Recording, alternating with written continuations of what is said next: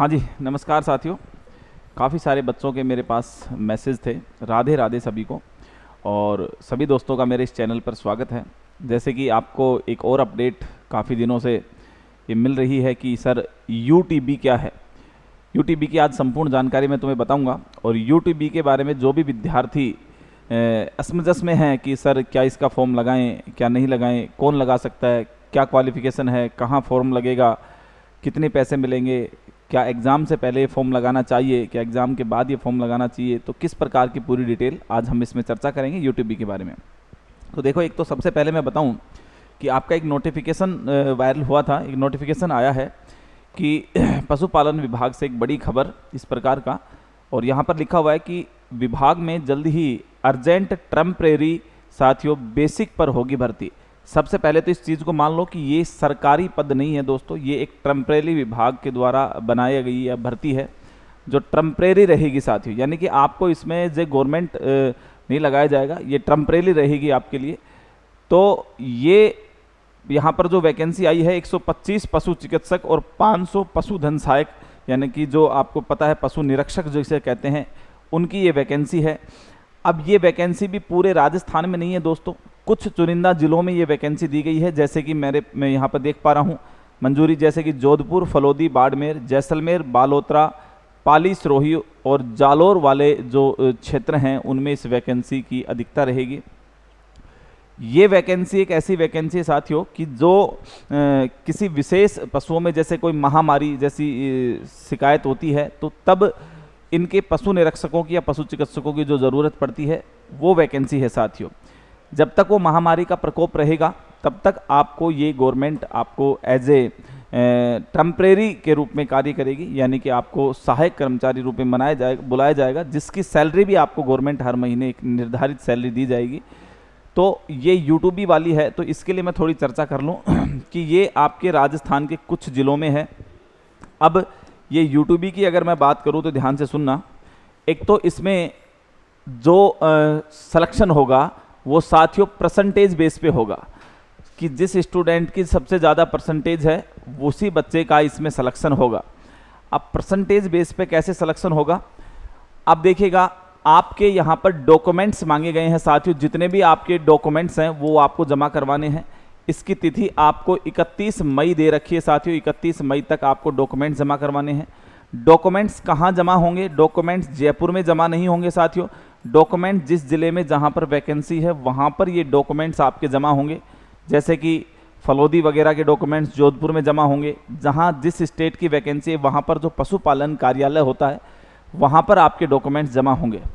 क्या क्या डॉक्यूमेंट्स आपको चाहिए साथियों, आपको इसमें कंप्लीट डॉक्यूमेंट्स लेकर जाने हैं। आपकी 10th की मार्कशीट, आपकी 12th की मार्कशीट, साथियों आपका जो डिप्लोमा होता है डिप्लोमा की मार्कशीट आपको लेकर जानी है। आपके साथियों यहाँ पर कास्ट सर्टिफिकेट आपको लेकर जाना है। इसके बाद आपका साथियों यहाँ पर हेल्थ सर्टिफिकेट भी मांग सकते हैं, ठीक है।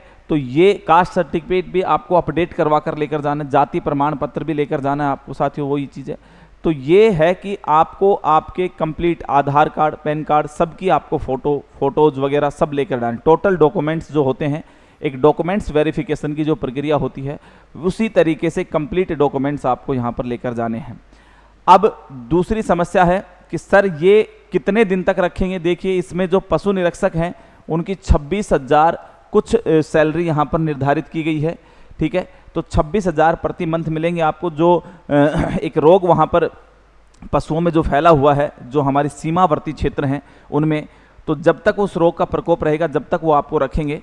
और जैसे ही भर्ती के बाद उनको पशुधन सहायक वाले जो बच्चे एज ए गवर्नमेंट मिल जाएंगे तो वो आपको फिर यहाँ से हटा भी सकते हैं और हटा देंगे साथियों। जैसे कि पहले हुआ था, एक लंपी नामक आया था, तो उस समय भी इस प्रकार की भर्ती का एक आयोजन किया था सरकार ने।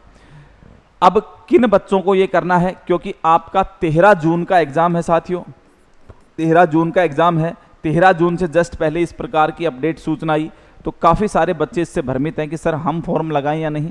देखिए, जिस बच्चे की पशुधन सहायक में बहुत अच्छी तैयारी है, परसेंटेज थोड़ी कम है, तो कम परसेंटेज वाले तो बिल्कुल एक भी दिन अपना वेस्ट ना करें, ठीक है।